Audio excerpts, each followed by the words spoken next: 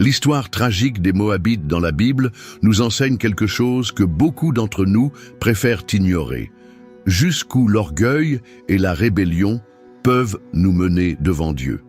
Mais vous êtes-vous déjà demandé pourquoi? Une nation entière est-elle tombée dans la disgrâce spirituelle et a-t-elle été marquée à jamais par le jugement divin? Qu'est-ce qui pousse un peuple à s'éloigner si loin de la volonté de Dieu au point de devenir un exemple de ruine et de condamnation? Et surtout, qu'est-ce que cela révèle sur nos propres attitudes aujourd'hui? La trajectoire des Moabites n'est pas seulement une histoire ancienne cachée dans les pages de la Bible.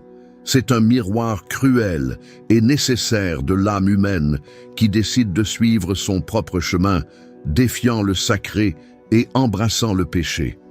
L'origine de ces personnes naît d'une relation brisée, d'une profonde erreur morale. Leur histoire se poursuit avec de fausses alliances, des décisions fières et des attitudes qui affrontent directement le Dieu d'Israël. Ils avaient une chance. Ils étaient en contact avec le peuple de Dieu. Ils ont été prévenus, mais ils ont choisi la rébellion qu'a fait Dieu avec les Moabites. Pourquoi a-t-il agi si durement? Et quel message essaie-t-il de nous transmettre avec ce sombre chapitre de l'histoire biblique? Cette vidéo n'est pas seulement une leçon d'histoire. C'est un signal d'alarme spirituelle. C'est une question de fierté, oui. Il s'agit de rébellion, oui. Mais il s'agit avant tout de la limite de la patience divine et le prix de la désobéissance. Si vous avez déjà eu des moments où vous pensiez que Dieu mettait trop de temps à agir ou sentiez qu'il était trop dur dans ses décisions, l'histoire des Moabites vous fera repenser beaucoup de choses. Il y a bien plus derrière cette chute qu'une simple punition. Il y a de la justice. Il y a un amour rejeté. Il y a des avertissements ignorés. Préparez-vous à comprendre, avec une profondeur spirituelle, comment Dieu considère l'orgueil humain, le départ volontaire de sa volonté et le fardeau de choisir la voie de l'arrogance plutôt que de l'humilité. Et surtout, qu'est-ce que tout cela dit de nous aujourd'hui? L'histoire des Moabites commence par une origine marquée par la honte, la douleur et la déviation morale. Et pour comprendre ce qui a conduit ces gens à vivre si loin des desseins de Dieu, il est nécessaire de remonter aux premières pages de l'Ancien Testament où tout a commencé avec un homme appelé Lot. Lot était le neveu d'Abraham, le père de la foi.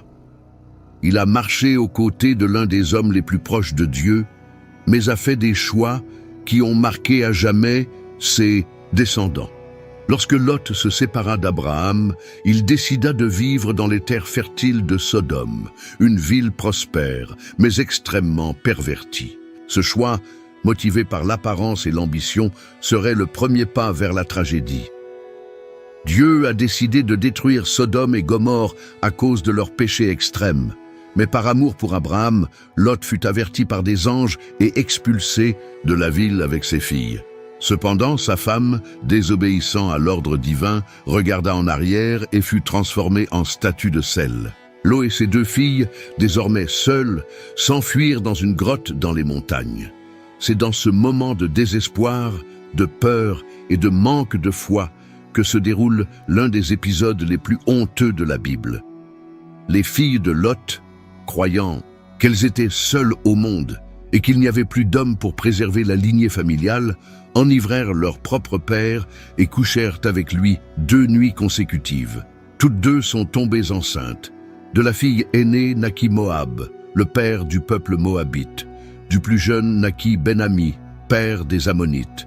Cette origine portait non seulement un scandale moral, mais aussi une racine spirituelle corrompue.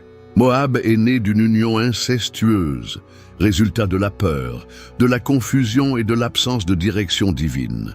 Dès le début, le peuple moabite portait dans son identité la marque d'une mauvaise décision, d'une attitude qui ignorait complètement la sainteté de Dieu et ses principes. La honte de l'origine des Moabites ne résidait pas seulement dans l'acte lui-même, mais aussi dans le manque de confiance en Dieu. Les filles de Lot ont agi sans chercher une réponse du Seigneur, croyant que la fin justifiait les moyens. Cette mentalité a suivi les Moabites pendant des générations. Agir selon sa propre compréhension, sans tenir compte de la volonté de Dieu. Et lorsqu'un peuple naît de la désobéissance, il s'éloigne de son objectif. Il est important de réfléchir que Dieu, dans sa miséricorde, aurait pu effacer cette histoire. Mais il a permis que cela soit enregistré dans les Écritures à titre d'avertissement. Bien souvent, nous pensons pouvoir prendre les choses en main, sans consulter la volonté divine, ce qui nous entraîne sur des chemins sombres. L'origine des Moabites nous rappelle que toute décision prise en dehors de la direction de Dieu porte des fruits amers. Au fil du temps, les Moabites sont devenus un peuple fort, doté de ses propres villes, dieux et coutumes. Mais la base sur laquelle tout a commencé était toujours présente. Une culture construite sans Dieu, un peuple fier de son existence, même s'il savait que son histoire était construite sur l'erreur et la honte. Le mot Moab, selon de nombreux érudits, peut signifier de la postérité du père. Ce nom révélait déjà la nature de l'origine, un fils engendré par son propre père. Il ne s'agissait pas seulement d'un scandale familial, mais d'une offense directe aux normes établies par Dieu pour la famille, la pureté et la continuité de l'humanité. La fondation des Moabites n'a pas été fondée sur la foi, mais sur la peur et la chair. Lorsque nous regardons cette histoire, nous sommes amenés à réfléchir sur nos propres racines spirituelles. Combien de fois construisons-nous des chemins basés sur le désespoir, sans faire confiance à la direction de Dieu? Combien de décisions prenons-nous par précipitation, par peur de l'avenir, et finissent par générer des conséquences qui nous éloignent du plan divin? L'origine des Moabites est honteuse, oui, mais cela nous montre aussi à quel point Dieu prend les principes spirituels au sérieux. Aucun choix en dehors de sa volonté n'est ignoré. La naissance de Moab, même si elle était le résultat d'une erreur, a été autorisée par Dieu dans le cadre de l'histoire de l'humanité. Mais les attitudes de ces personnes au fil du temps révéleront que leur origine n'était pas seulement physique, mais spirituelle, un peuple qui a choisi de vivre loin de la présence du Seigneur. Et c'est à partir de cette racine que nous comprendrons comment l'orgueil, la rébellion et le rejet de Dieu ont marqué toute la trajectoire des Moabites, les conduisant au jugement divin tragique. La fierté est un piège silencieux. Il s'insinue dans le cœur et, au moment où on s'y attend le moins, il s'empare déjà des décisions, des paroles et des attitudes. Et c'est exactement ce qui est arrivé aux Moabites. Bien que leur origine portait déjà une marque d'erreur et de confusion, c'est l'orgueil qui, au fil du temps, a complètement éloigné ces personnes du chemin de Dieu. Moab prospéra. Au fil des années, elle est devenue une nation dotée de son propre territoire, de sa propre culture, de sa religion et de sa force militaire. Ils étaient reconnus pour leur production agricole, leurs champs fertiles et leurs villes fortifiées. Aux yeux des humains, ils semblaient avoir gagné. Mais derrière cette apparence de réussite se cachait une spiritualité corrompue. Ils ont commencé à avoir trop confiance en eux-mêmes, en leur structure, en leur richesse, et ont oublié quelque chose d'essentiel. Tout ce qui est construit sans Dieu, tôt ou tard, s'effondre. Le livre de Jérémie décrit en profondeur l'état d'esprit des Moabites. Au chapitre 48, Dieu, à travers le prophète, dénonce l'arrogance de ces gens. Il dit « Moab vit tranquille depuis sa jeunesse, comme le vin vieilli sur ses lits. Il n'a pas été changé dans son vase, ni allé en captivité. C'est pourquoi il conserve sa saveur et son arôme n'a pas changé. » Cette métaphore du vin jamais brassé est puissante. Moab était comme quelqu'un qui n'était jamais confronté, jamais corrigé. Et à cause de cela, il est devenu arrogant, à l'aise et résistant au changement. Cette fierté s'est manifestée de plusieurs manières. Premièrement, dans le mépris du peuple d'Israël. Les Moabites ne considéraient pas les Israélites comme des frères ou des alliés, mais comme des ennemis mineurs, même s'ils connaissaient les liens de parenté qui les unissaient. À plusieurs reprises, les Moabites se sont dressés contre Israël, même s'ils savaient que Dieu était avec les enfants de Jacob. La fierté les a aveuglés. En outre, ils développèrent leur propre religion, adorant des dieux païens tels que Chemosh et effectuant des sacrifices humains. Il ne suffisait pas d'ignorer le vrai Dieu, Ils l'ont remplacé, et ils ne l'ont pas fait par ignorance, mais par décision consciente de suivre leur propre chemin. L'orgueil fait ceci. Il rejette la vérité parce qu'il exige l'humilité, le changement et l'obéissance. Les Moabites se moquaient également des prophéties. Lorsque les prophètes de Dieu parlaient de jugement, ils ne le prenaient pas au sérieux. Ils pensaient que rien ne les atteindrait, car ils étaient en sécurité, dans leur ville, protégés par des murs, riches et confiants. C'est l'une des plus grandes tragédies de l'orgueil. Elle fait qu'une personne se sent intouchable, même si elle est au bord du gouffre. Mais Dieu voit le cœur.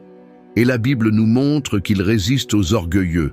Moab, malgré toute sa puissance, était surveillé par celui qui n'est pas impressionné par l'apparence ou la force militaire. Et leur orgueil était un affront direct à la sainteté de Dieu. La patience divine, bien que longue, avait donc une limite. L'heure de la correction approchait. Le livre d'Isaïe contient également des prophéties contre Moab, révélant que les pleurs et la souffrance allaient arriver. Les paroles sont dures mais justes, car l'orgueil de Moab est extrême. Il est très orgueilleux, arrogant, hautain et méchant de cœur. Ici, on ne tourne pas autour du pot. Le problème central du peuple moabite était son cœur plein d'égoïsme. Il faisait confiance à tout sauf à Dieu. Et c'est là que le texte biblique rencontre notre réalité. Combien de fois nous comportons-nous comme Moab? Nous avons confiance en nos réalisations, nos capacités, notre argent ou notre statut, et oublions que tout peut changer en un instant. Lorsque l'orgueil parle plus fort, il fait taire la voix de Dieu. Et quand la voix de Dieu est ignorée, la fin n'est jamais bonne. L'orgueil était l'arme la plus dangereuse utilisée par les Moabites contre eux-mêmes. Au départ, ils n'ont pas été détruits par une armée plus forte. Ils ont été détruits intérieurement, par un cœur qui ne voulait pas se rendre. Et c'est l'une des plus grandes leçons spirituelles de cette histoire. Peu importe à quel point quelqu'un est prospère, fort ou respecté, si son cœur est loin de Dieu, tout peut s'effondrer. Moab a eu le temps. Il avait une chance. Il était proche du peuple de Dieu, mais il a choisi la fierté plutôt que l'humilité. Et quand cela arrive, le jugement est inévitable. Le rejet du vrai Dieu par Moab ne s'est pas produit soudainement. C'était une décision progressiste, alimentée par l'orgueil, la confiance en sa propre force et, par-dessus tout, le déni conscient de la vérité spirituelle. Même connaissant, au moins indirectement, l'histoire du Dieu d'Israël, les Moabites ont fait le choix délibéré de suivre leur propre voie. Et ce rejet, au fil du temps, s'est transformé en un cri d'indignation contre le ciel. Moab a eu accès à la vérité. Dès ses origines, son histoire était liée à celle de Lot, neveu d'Abraham, le patriarche appelé par Dieu. Il savait qui était le Dieu d'Israël. Il connaissait la puissance dont il avait fait preuve en Égypte, dans le désert et dans les victoires miraculeuses du peuple hébreu. Malgré cela, ils ont choisi de suivre d'autres dieux, de construire leurs propres autels, rituels et croyances. La Bible nous montre que le cœur humain, lorsqu'il se ferme à Dieu, commence à chercher des remplaçants. Et c'est ce qui est arrivé à Moab. En rejetant le vrai Dieu, ils se sont livrés au culte de Chemosh, une divinité païenne associée à des pratiques détestables, notamment des sacrifices humains. C'était un Dieu qui exigeait du sang, de la douleur et de la servitude. Alors que le Dieu d'Israël offrait la vie, la direction et l'alliance, Chemosh appelait à la destruction et à la tromperie. Le rejet spirituel de Moab était profond. Il ne s'agissait pas seulement d'adopter une autre religion, mais aussi d'un mépris actif de la vérité. Alors que les Israélites traversaient le désert en direction de la terre promise, Moab non seulement refusa de l'aide, mais s'opposa également à eux. Ils ont engagé Balaam, un prophète corrompu, pour maudire Israël. Cette attitude révèle le niveau d'opposition spirituelle dans lequel Moab était plongé. Dieu n'était pas indifférent. Dans le livre des Nombres, nous voyons qu'il est intervenu empêchant Balaam de maudire le peuple. Cependant, le plan moabite allait plus loin. Ils utilisaient des femmes moabites pour séduire les Israélites, les conduisant à l'immoralité et à l'idolâtrie. Cet épisode, connu sous le nom de péché de Péor, fut l'un des moments d'infidélité les plus graves du peuple hébreu dans le désert. Et cela a été commencé par Moab. Non seulement ils ont rejeté Dieu, mais ils ont aussi essayé de corrompre son peuple. Cette attitude est un portrait clair de ce qui arrive lorsqu'un peuple choisit de vivre sans Dieu. Il ne s'arrête et pas au rejet. Ils commencent à influencer les autres pour qu'ils fassent de même. La séparation spirituelle de Moab est devenue un instrument de scandale et Dieu ne l'a pas ignoré. Il y a eu de graves conséquences. La Bible montre que des milliers d'Israélites sont morts à cause du péché, mais elle indique également clairement que Dieu n'oubliera pas le rôle des Moabites dans cette corruption. Le rejet de Dieu par Moab allait au-delà des pratiques religieuses. Cela fait désormais partie de l'identité du peuple. Ils étaient fiers de leur Dieu, de leur tradition, et méprisaient ce qui était sacré. La vérité qu'ils auraient pu accepter a été échangée contre un mensonge. Et ce choix spirituel a façonné la nation tout entière. Le prophète Jérémie, en annonçant le jugement de Moab, souligne ce rejet. Moab s'est moqué du peuple de Dieu et s'est glorifié contre l'Éternel. En d'autres termes, il ne s'agissait pas simplement d'ignorance ou de manque de connaissance, c'était du mépris. Il se moquait du sacré. Et quand vous riez de ce qui est saint, vous ouvrez la porte au jugement. Mais pourquoi est-ce si pertinent aujourd'hui ? Parce que beaucoup aiment encore Moab. Ils ont accès à la vérité. Ils connaissent les histoires de Dieu. Ils ont entendu parler de son amour, de sa justice. Mais ils choisissent de le rejeter. Ils échangent la foi contre l'apparence, l'obéissance contre la commodité, la vérité contre des traditions humaines ou des croyances déformées. Et tout comme Moab, ils s'éloignent de plus en plus de la lumière. Moab nous enseigne qu'il ne suffit pas d'avoir la connaissance de Dieu, nous devons nous soumettre à lui. Ils savaient qui était le Dieu d'Israël, mais ils préféraient suivre leur propre voie. Et ce faisant, ils sont devenus des ennemis jurés de la vérité. En fin de compte, rejeter Dieu a toujours des conséquences.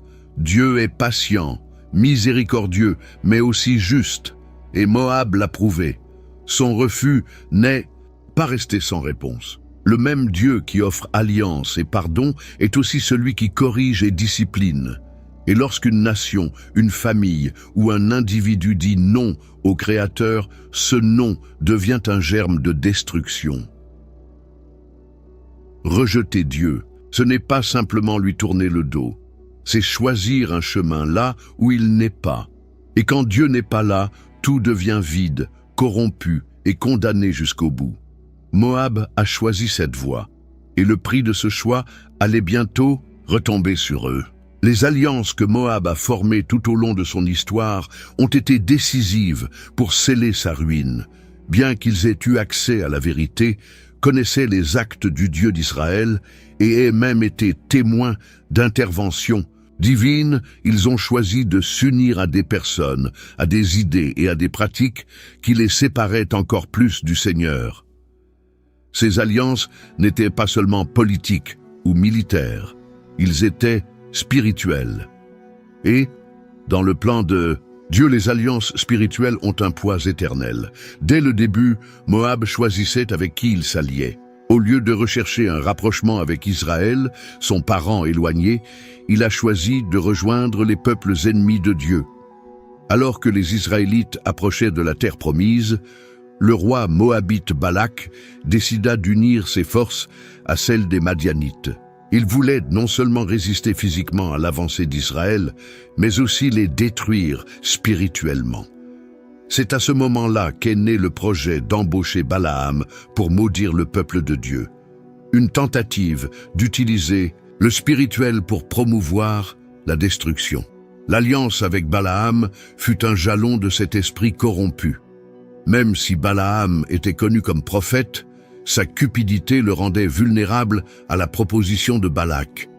Le plan, comme déjà mentionné, n'a pas fonctionné comme prévu, car Dieu a empêché Balaam de maudire Israël. Cependant, l'alliance entre Moab et Balaam donna lieu à une tragédie encore plus grande. l'infiltration de l'idolâtrie et de l'immoralité parmi le peuple de Dieu. Cet épisode montre à quel point une mauvaise alliance peut avoir des effets dévastateurs. Moab n'a pas seulement été perdu, mais est devenu un instrument pour renverser les autres. Et c'est une leçon claire. Ceux qui rejettent Dieu recherchent inévitablement des alliances alternatives, qui semblent bonnes aux yeux humains, mais qui sont spirituellement désastreuses. La tentative de détruire Israël avec des armes spirituelles déformées a révélé à quel point Moab était loin de la vérité. Mais ce n'est pas la seule alliance qui a marqué la trajectoire de Moab. Plus tard, pendant la période des juges, le peuple moabite s'est de nouveau allié à d'autres nations pour attaquer Israël. Ils s'associèrent aux Ammonites et aux Amalécites pour soumettre le peuple de Dieu.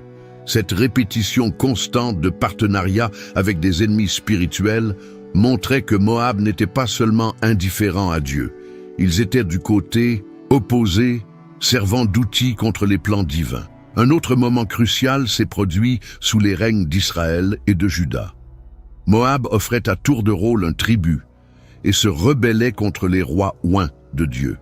Dans 2 Rois, nous voyons qu'après la mort du roi Achab, le roi de Moab se rebella contre le nouveau roi d'Israël. Cela a abouti à une guerre où, en désespoir de cause, le roi moabite a commis un acte extrême. Il a sacrifié son propre fils sur les murs de la ville pour tenter de manipuler les dieux et gagner. Cet acte, en plus d'être barbare, a révélé comment Moab était plongé dans les ténèbres spirituelles, faisant des alliances avec des pratiques complètement contraires à la sainteté de Dieu. Mais les mauvaises alliances n'étaient pas seulement externes. Intérieurement, Moab s'est allié à l'idolâtrie, à l'orgueil, à la vanité et à la fausse sécurité. Ils ont créé des autels pour des dieux étrangers, établi des rituels païens et placé leur confiance en tout sauf dans le Seigneur. Ces alliances de cœur étaient aussi dangereuses que les alliances politiques. Ils ont scellé l'identité spirituelle de Moab, les coupant complètement de la grâce divine. La Bible est claire lorsqu'elle met en garde contre les alliances. De l'Ancien au Nouveau Testament, Dieu a toujours clairement indiqué que ses alliances avec son peuple étaient exclusives.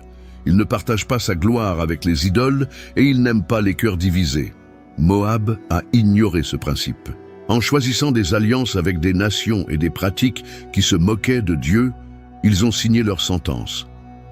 Les alliances erronées de Moab nous enseignent quelque chose de profond. Il ne suffit pas de paraître fort, bien connecté ou politiquement intelligent. Si les alliances spirituelles que nous formons sont contraires à la volonté de Dieu, la fin sera destructrice.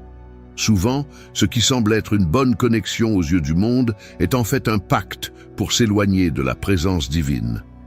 Moab aurait pu choisir une autre voie.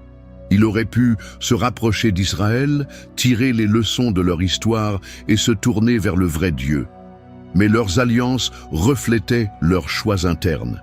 Ils préféraient le soutien humain à la direction divine. Et en fin de compte, toute alliance qui n'a pas Dieu au centre devient une chaîne qui lie, détruit et mène au jugement. C'est exactement ce qui est arrivé à Moab. Ces alliances ont scellé sa chute. Et ce qui semblait être une stratégie s'est transformé en tragédie. Il y a des moments dans l'histoire où le péché cesse d'être un simple choix individuel et devient un affront direct à Dieu. C'est ce qui est arrivé à Moab. Pendant longtemps, le peuple moabite a vécu dans la rébellion, l'idolâtrie et l'orgueil. Mais il y a eu un jour précis, un point de non-retour, où ces actions ont provoqué de manière claire et irréversible la colère divine. Ce jour marqua le début de leur perte en tant que nation. Dieu est patient. Au fil des générations, Moab a eu le temps de se repentir. Il a eu des contacts avec le peuple d'Israël. Il a vu les actions du vrai Dieu. Il a eu la preuve claire que le Seigneur était souverain. Mais vous avez choisi d'ignorer tout cela. Il a choisi de rire, de mépriser et de s'opposer. Et il y a une limite au mépris répété de la sainteté de Dieu. Le livre de Jérémie, chapitre 48. est peut-être l'une des déclarations les plus marquantes sur le jugement de Moab. Là, Dieu parle à travers le prophète avec fermeté et douleur. Il décrit en détail ce qui arriverait à Moab à cause de son arrogance, de son idolâtrie et de sa moquerie. Mais parmi toutes les accusations, il en est une qui révèle la raison centrale de la colère divine. Moab s'est magnifié contre le Seigneur. Ce n'était pas seulement une erreur morale. Ce n'était pas seulement un échec culturel. Moab s'est consciemment placé comme un rival de Dieu. Dans son orgueil, il se moquait du peuple élu, se moquait de l'alliance divine, manquait de respect au sacré. Et cela a réveillé quelque chose que la Bible prend très au sérieux, la sainte colère de Dieu. Cette colère n'est pas comme la colère humaine, impulsive ou vengeresse. La colère divine est juste, sainte, et survient toujours après de nombreux avertissements et occasions de repentir. Mais lorsqu'elle arrive, c'est le signe que le temps de la tolérance est révolu. Et Moab a franchi cette ligne. Le jour où ils provoquèrent la colère de Dieu, il n'y eut pas d'éclair tombant du ciel, ni de tremblement de terre ouvrant la terre. Le jugement est venu à travers des paroles prophétiques pleines de douleur et de justice. Dieu a déclaré que Moab serait humilié, ses villes rasées et ses dieux humiliés. Les gens qui s'exaltaient autrefois tomberaient, et ça tomberait. Forte, le prophète Jérémie déclare « Moab est détruit, ceux qui le pleurent poussent une lamentation. Comme Moab a honte, il est brisé, gémissez et criez. » Ces mots ne sont pas seulement poétiques, ce sont des enregistrements de la douleur qui allait survenir. Et tout cela parce que Moab a osé défier la sainteté de Dieu. Mais qui au fait a suscité cette colère? C'était une moquerie. Moab s'est moqué du peuple de Dieu et par conséquent s'est moqué de Dieu lui-même. Il se moquait des jugements, des promesses, des avertissements. Il méprisait les commandements, se livrait à l'idolâtrie et sacrifiaient des enfants à leurs idoles. Et pourtant, ils se croyaient en sécurité. C'est le comble de la tromperie spirituelle. Vivre dans le péché et penser que rien n'arrivera. De plus, Moab avait une confiance totale dans ses œuvres et ses réalisations. Ses champs, ses fortifications, son armée, il n'y avait pas de place pour Dieu. Ils ne l'ont pas simplement rejeté, ils croyaient qu'il n'avait pas besoin de lui. Et ce type de cœur endurci et autosuffisant est exactement ce que la Bible montre comme étant la cible de la correction divine. Dieu est miséricordieux, mais il ne se laisse pas ridiculiser. La moquerie de Moab à l'égard des choses saintes a eu un prix. Et le jugement n'est pas venu seulement comme une réponse à l'idolâtrie, mais aussi comme une réponse à l'insolence, à un affront spirituel. Ils ont touché ce qui est saint avec des mains impures et un cœur orgueilleux. Ce jour de provocation à la colère divine n'est pas seulement un jalon dans l'histoire de Moab. C'est un avertissement pour tous ceux qui pensent de pouvoir vivre sans peur, méprisant la vérité, se moquant de ce qui est saint. La Bible est claire. Dieu ne tiendra pas innocent celui qui prend son nom en vain, qui traite ce qui est divin avec irrévérence. Moab a choisi cette voie. Ce n'était pas un accident. Il s'agissait d'une série de décisions conscientes, d'un rejet progressif qui a abouti à un affront public au Dieu du ciel. Et quand cela s'est produit, Dieu est intervenu. Le temps de la miséricorde a cédé la place au temps de la justice. Cette histoire nous rappelle qu'il y a une limite. Dieu attend, enseigne, corrige, mais juge aussi. Et lorsqu'un peuple, une personne ou une génération franchit ce seuil, il fait l'expérience non seulement du silence de Dieu, mais aussi du poids de sa réponse. Moab connaissait ce poids. Il connaissait le jour où il provoquait la colère divine. Et ils ne furent plus jamais les mêmes. Pendant des années, Moab est resté confiant, en sécurité dans ses conquêtes, entouré de hauts murs, d'armées bien armées et de champs fertiles. Aux yeux du monde, elle apparaît comme une nation stable, protégée et même bénie. Rien n'indiquait du côté humain qu'un jugement s'abattrait sur eux avec une telle force. Mais c'est exactement l'essence de cette partie de l'histoire. Le jugement de Dieu ne suit pas les calculs humains. Cela survient lorsque tout semble calme et frappe là où on s'y attend le moins. le prophète Jérémie avait pour mission d'annoncer le verdict divin contre Moab. Et ce n'était pas n'importe quel message. Il s'agissait d'une déclaration longue, détaillée et tranchante qui montrait que la période de probation était écoulée. Il était temps de rendre justice. Moab, qui était si fier, qui se moquait tant, allait maintenant entendre de Dieu lui-même que son heure était venue. Moab est ruiné! Criez! Criez à haute voix dans l'Arnon, car Moab est détruit! Ces paroles, rapportées dans Jérémie chapitre 48, résonnent comme une lamentation venant des cieux. Les gens qui semblaient intouchables étaient désormais décrits comme brisés, humiliés, brisés. Le jugement est venu comme un coup de vent, faisant tomber non seulement leur structure physique, mais aussi toute la fausse sécurité en laquelle ils avaient confiance. Et le plus choquant, c'est que, aux yeux du peuple moabite, rien n'indiquait qu'un désastre allait arriver. Ils étaient à l'aise, en paix, avec leur récolte, leur Dieu et leur fierté. Mais Dieu a vu au-delà, il a vu l'intérieur, il a vu la corruption, eux qui grandissaient silencieusement. Il a vu le mépris de la vérité, l'arrogance spirituelle, la moquerie de son nom. Et il a décidé d'agir. Le jugement de Moab était inattendu pour le peuple, mais c'était le résultat direct de tout ce qu'il avait planté. Dieu n'agit jamais sans but. Chaque parole de Jérémie était comme un marteau contre les piliers de la confiance moabite. Moab aura honte à cause de Kémosh, comme la maison d'Israël a eu honte de Béthel, sa confiance. Ici, Dieu montre que même le Dieu païen, en qui ils avaient confiance, serait humilié. Il n'y aurait pas de refuge, il n'y aurait pas d'échappatoire. Les villes de Moab seraient prises, vos guerriers vaincus, leurs richesses pillées. Mais le pire de tout était peut-être la douleur de la conscience. Savoir que tout cela aurait pu être évité. Le jugement n'est pas venu sans avertissement. Dieu avait parlé. Il avait envoyé des signes, des prophètes, des avertissements. Mais Moab a choisi de l'ignorer. Le procès avait également un ton de honte publique. Ces gens, qui auparavant s'exaltaient eux-mêmes, seraient désormais un exemple de chute. Ce serait une source d'étonnement pour les autres nations. L'orgueil se transformerait en moquerie. Ceux qui se moquaient autrefois seraient désormais moqués. Et ce renversement révèle quelque chose de profond à propos de la justice divine. Dieu ne se contente pas de corriger, il révèle, expose, et il utilise le jugement comme témoignage envers les autres. Le caractère inattendu de ce jugement sert également d'avertissement spirituel. Combien de fois pensons-nous que tout va bien, que notre vie est en ordre, que nous n'avons rien besoin de changer? Apparemment, tout va bien. Mais à l'intérieur, nous sommes secs, froids, loin de Dieu. Moab était comme ça. Il avait l'apparence d'une force, mais il était spirituellement pourri. Et quand le jugement arriva, ce fut comme une lame qui coupe proprement.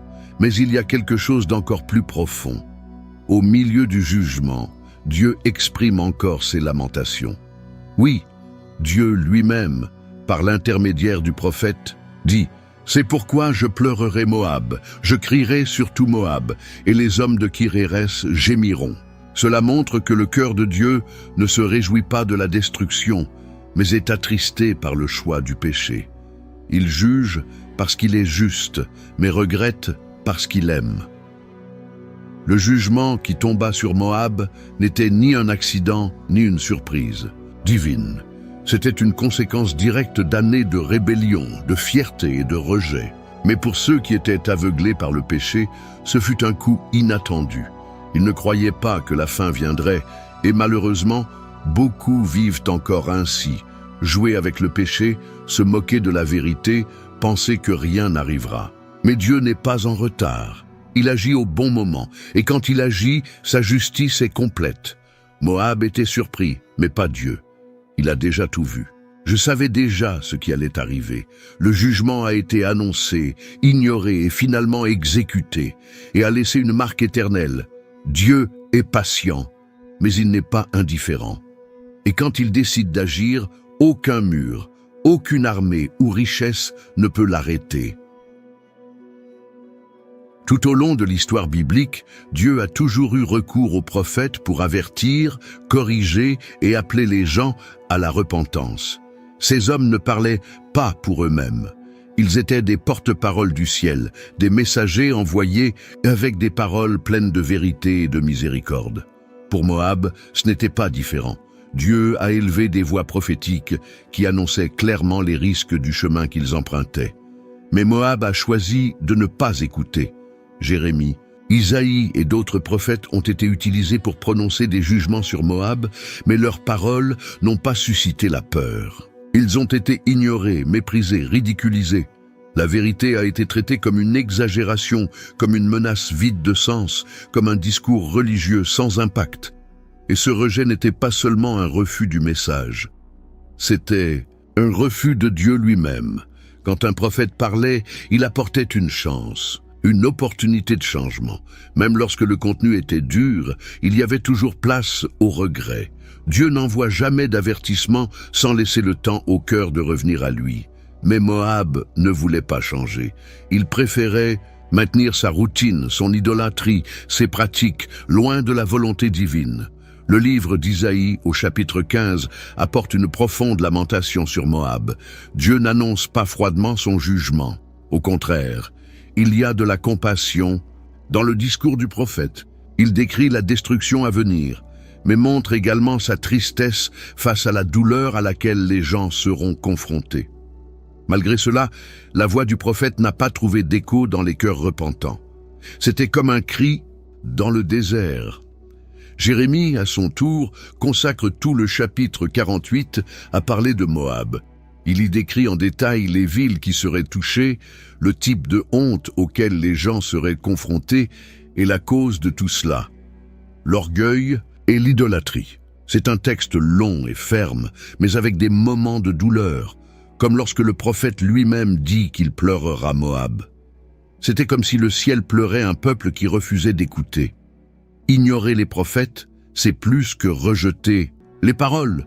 C'est fermer les oreilles à la vérité. C'est choisir l'aveuglement spirituel, même avec la lumière devant nos yeux. Et c'est ce que Moab a fait. Il a refusé d'écouter. Il a refusé de changer. Il a refusé de céder. Et avec cela, ils ont façonné leur propre destin. Cette attitude révèle une profonde vérité spirituelle. Le cœur endurci devient sourd à la voix de Dieu. Quand quelqu'un insiste sur le péché, quand l'orgueil grandit, quand l'autosuffisance remplace la foi, la parole prophétique perd sa valeur. C'est traité comme du bruit, comme une exagération, comme quelque chose de dépassé. C'était comme ça avec Moab. Ils ont entendu, mais ils n'ont pas écouté. Ils ont vu, mais ils n'ont pas vu. Et la conséquence de cette surdité spirituelle est toujours la même, la destruction. Lorsque la voix du ciel est ignorée, le jugement approche, et ce qui aurait pu être évité se transforme en tragédie. Moab a eu la chance d'écouter, mais a décidé de continuer selon sa propre voie. Les prophètes parlaient, mais le peuple se moquait. Ils ont parlé de jugement et on rit. Ils parlèrent de repentance et endurcirent encore plus leur cœur. Cette attitude de Moab se retrouve aujourd'hui. Combien de fois Dieu parle-t-il encore à travers sa parole, à travers des prédicateurs, à travers les circonstances, et pourtant les gens l'ignorent. Ils pensent que c'est exagéré, que Dieu n'agira pas, qu'ils ont tout le temps. C'est exactement cette pensée qui dominait Moab. Et le résultat fut tragique. Mais le plus impressionnant est que, même face à la surdité spirituelle, Dieu a continué à parler. Il n'a pas abandonné. Les prophètes ont continué à élever la voix, même s'ils savaient qu'ils seraient rejetés. Cela montre combien Dieu insiste, combien il essaie d'atteindre le cœur humain avant d'exercer son jugement. Il parle jusqu'au dernier moment.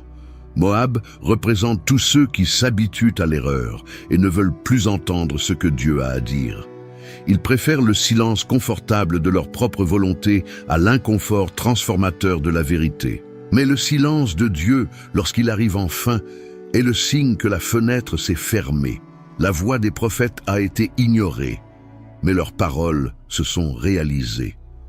Ce qui semblait exagéré est devenu réalité. Ce qui était méprisé est devenue réalité. Et ceux qui pensaient que tout continuerait comme d'habitude ont vu tout changer en un instant. Entendre la voix de Dieu est toujours une bénédiction. L'ignorer, c'est choisir le chemin de la douleur. Moab a choisi de ne pas écouter, et il a payé le prix de ce choix. La chute de Moab était inévitable. Après avoir ignoré les prophètes, tourné en dérision la vérité, conclu de mauvaises alliances et vécu dans la rébellion contre Dieu, le jugement les a finalement rattrapés. Des villes détruites, des soldats vaincus, des idoles humiliées et tout un peuple plongé dans la honte. Tout ce qui semblait solide s'est effondré. La nation qui s'élevait autrefois au-dessus de Dieu n'était plus que le souvenir d'un peuple qui avait choisi l'orgueil plutôt que l'obéissance. Mais même au milieu de la ruine, l'histoire de Moab a laissé une leçon qui traverse les siècles. La Bible ne rapporte pas la fin de Moab simplement comme une curiosité historique. Tout ce qui est là a un but, un enseignement, une valeur spirituelle. Ce que Dieu permet d'écrire est pour l'avertissement, la correction et la sagesse de ceux qui sont encore debout. Et quand nous regardons ce qui est arrivé à Moab, nous ne pouvons pas fermer les yeux sur ce que cela révèle sur le cœur humain, ainsi que sur la patience et la justice divine. La première grande leçon est que personne n'est au-dessus de la correction de Dieu. Moab sentait qu'en raison de sa force, de sa culture, de sa stabilité et de ses alliances, il était en sécurité. Mais aucun empire, aucune nation, aucune personne n'est suffisamment protégée pour échapper à la main de Dieu lorsqu'il décide de corriger. La véritable sécurité n'existe que sous l'obéissance. La deuxième leçon est que Dieu donne, et toujours du temps. Moab a eu des siècles pour se repentir. Il a eu des contacts avec Israël, a vu des miracles, a reçu des paroles prophétiques, mais il a ignoré toutes ces opportunités. Cela montre que la patience de Dieu n'est pas un signe d'indifférence. Il attend, il parle, il insiste, mais il n'ignore pas le péché. Le jugement peut prendre du temps, mais il viendra. Et cela viendra équitablement. La troisième leçon est que l'orgueil est un poison spirituel. C'est l'orgueil qui a aveuglé Moab. Il voyait la puissance de Dieu, mais il ne voulait pas se prosterner. Ils préféraient suivre leur propre religion, leur propre culture, leur propre projet. Et cela les a détruits à l'intérieur. La Bible dit clairement que Dieu résiste aux orgueilleux, mais il fait grâce aux humbles. Moab a choisi de résister à Dieu, et c'est pourquoi lui a résisté. Il y a aussi une leçon sur la façon dont le péché contamine tout autour. L'idolâtrie de Moab n'a pas seulement affecté sa propre nation, mais a également influencé négativement Israël. La corruption qu'ils ont semée dans les moments d'alliance avec le peuple de Dieu a généré de profondes crises spirituelles. Cela montre que lorsqu'un peuple se détourne de la vérité, non seulement il souffre, mais il peut aussi éloigner les autres de Dieu. La responsabilité spirituelle est donc quelque chose de sérieux et de collectif. Mais la leçon la plus profonde laissée par Moab réside peut-être dans une exception. Au milieu de toute cette histoire de chute et de jugement, la Bible nous présente un nom, itinéraire. Elle était Moabite. Oui, du même peuple rejeté, du même sol marqué par l'idolâtrie. Mais il a choisi une autre voie. Il abandonna ses dieux, sa culture, sa terre, et décida de suivre le Dieu d'Israël.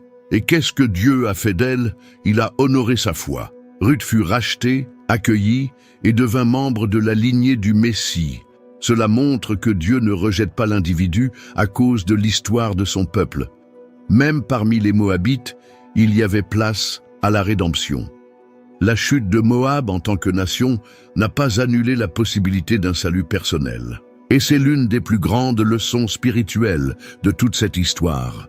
Peu importe la gravité de l'origine, peu importe la profondeur de la chute d'une personne, il y a toujours un chemin vers le retour quand il y a la repentance et la foi. L'histoire de Moab est tragique, oui, mais c'est aussi un miroir, un avertissement. Un rappel vivant que les décisions spirituelles ont des conséquences éternelles. Chaque attitude d'orgueil, chaque moquerie du sacré, chaque rejet de la vérité, tout cela construit un chemin. Et au bout de ce chemin, il y a soit le jugement, soit la grâce, si le cœur décide de s'abandonner. Moab tomba, mais ce ne fut pas en vain. Son histoire est enregistrée comme un avertissement pour toutes les générations, non pas pour craindre Dieu comme un juge cruel, mais pour le respecter comme le Seigneur qui est saint, juste et digne d'être obéi. Ils ont choisi la voie de la rébellion, et ils en ont payé le prix. Puissions-nous ne pas être comme eux? Puissions-nous apprendre de votre douleur et choisir, pendant qu'il est temps, le chemin de l'humilité et de la foi. L'histoire de Moab peut nous paraître lointaine. Après tout, nous vivons à des époques différentes, dans des cultures différentes, avec des défis apparemment très différents.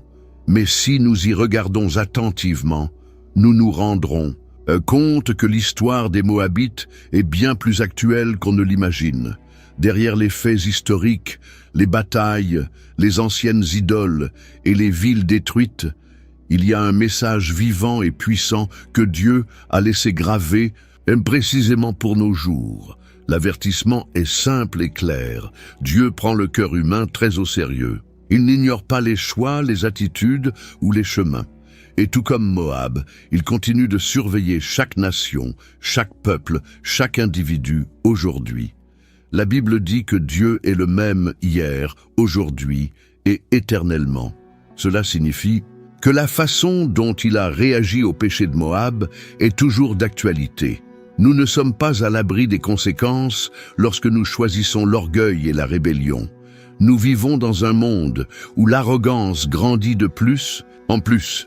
Beaucoup comptent sur leurs propres atouts, les progrès technologiques, la richesse, la position sociale et le pouvoir politique. Comme Moab, de nombreuses nations se sentent en sécurité derrière leurs murs modernes. Ils pensent qu'ils n'ont pas besoin de Dieu, qu'ils peuvent vivre sans rendre de compte. Mais l'histoire des Moabites nous rappelle que toute sécurité construite loin de Dieu est fragile et peut s'effondrer à tout moment. Un autre point important est que le monde moderne ignore également les voies prophétiques. Les Écritures sont là et mettent en garde contre les conséquences d'un mode de vie qui ne tient pas compte de la sainteté et de la vérité de Dieu. Beaucoup entendent ces messages, mais choisissent de les ignorer. Ils traitent les avertissements spirituels comme des exagérations, comme un état d'esprit dépassé ou superstitieux. La même attitude que Moab avait envers Jérémie et Isaïe est souvent observée aujourd'hui. L'idolâtrie moderne n'a peut-être pas les mêmes statuts et les mêmes sacrifices que les temps anciens, mais elle reste forte. Aujourd'hui, les idoles sont différentes. L'argent, le plaisir, le pouvoir, le statut, la réussite personnelle. Beaucoup s'agenouillent devant ces choses sans se rendre compte qu'elles remplacent Dieu par quelque chose de vide, de temporaire et d'illusoire. Moab a fait cela à ses dieux de pierre. Nous faisons cela avec des idoles invisibles mais tout aussi destructrices. Et Dieu, patiemment, continue d'avertir. Il envoie des signaux, permet des situations difficiles qui nous amènent à réfléchir. Dieu utilise les circonstances, les personnes et même les difficultés pour nous montrer le bon chemin. Mais si nous ignorons ces avertissements et continuons sur la mauvaise voie, nous récolterons les mêmes résultats que Moab. Ce que nous devons comprendre clairement, c'est que Dieu ne désire la destruction de personne. Il ne prenait aucun plaisir à voir Moab souffrir. Au contraire, il a envoyé de nombreux avertissements avant que le jugement ne tombe, et cela continue de le faire aujourd'hui. Les Écritures regorgent d'invitations à la réflexion, au repentir et au changement. Il veut nous protéger des conséquences engendrées par le péché, mais pour ce faire, nous devons choisir de l'écouter et de lui obéir. L'un des grands dangers auxquels nous sommes confrontés est de penser que Dieu n'agit plus ou que nos actes n'ont aucune conséquence. Cette mentalité est trompeuse et très dangereuse. Moab pensait exactement cela et il avait tort. Dieu est patient, oui, mais il est aussi juste. Sa justice n'a pas changé. Si aujourd'hui nous vivons à une époque où la miséricorde semble prévaloir, c'est parce qu'il donne encore une chance de se repentir. Mais cette fenêtre ne restera pas ouverte éternellement. Lorsque nous regardons l'histoire des Moabites, nous devons nous poser des questions sincères. Avons-nous entendu la voix de Dieu? Y a-t-il de la fierté dans nos cœurs? Sommes-nous en train de créer de mauvaises alliances en faisant confiance à des choses qui ne viennent pas de Dieu? Avons-nous rejeté sa vérité? Ces questions sont fondamentales, car elles révèlent notre condition spirituelle. L'avertissement laissé par la tragédie de Moab est urgent et actuel. Dieu attend que nous voyions en eux le miroir de notre propre vie. Il ne désire pas notre chute, mais il désire profondément notre repentir, notre changement et notre salut. Moab a ignoré l'avertissement divin et a récolté une tragédie. Nous n'avons pas besoin de suivre le même chemin. Le message final est clair. Aujourd'hui, tant qu'il est encore temps, nous avons besoin d'entendre l'avertissement de Dieu. Abandonnez l'orgueil, la rébellion et revenez au chemin de l'humilité, de la foi et de l'obéissance. La tragédie de Moab n'a pas besoin d'être notre histoire. L'invitation divine nous invite à les regarder et à faire des choix différents, des choix qui nous conduisent non pas au jugement, mais à la grâce, à la miséricorde et à la paix avec Dieu. Merci beaucoup d'avoir regardé cette vidéo jusqu'à la fin. Maintenant, dites-moi, qu'avez-vous le plus appris de cette vidéo? Dieu est là-haut, personne l'a vu. Il n'a que faire de vos statuts. Il méprise toutes les religions. Leurs adeptes sont des cons. Dieu s'endort mais sans armure. D'un souffle il brise tous vos murs. Vos cœurs d'esclaves sont impurs.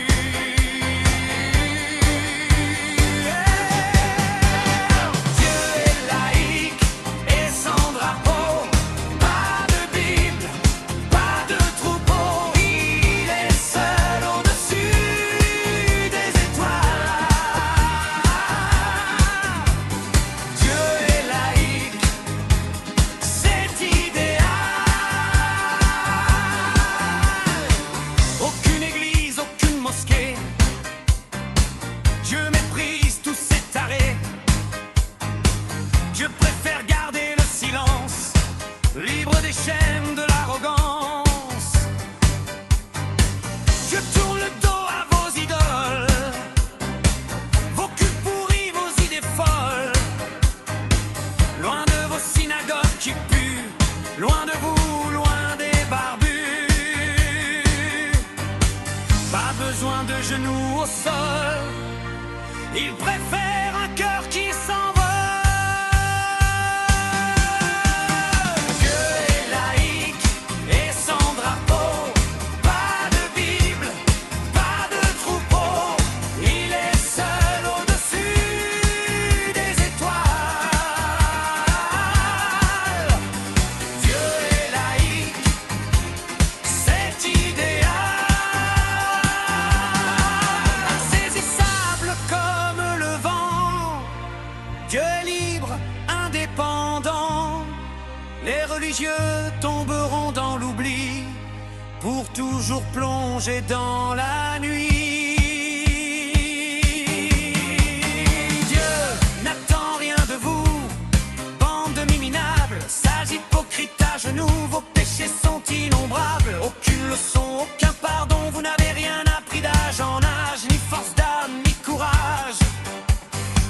Vous les humains de mauvaise foi, bande de pervers, ni juste ni droit.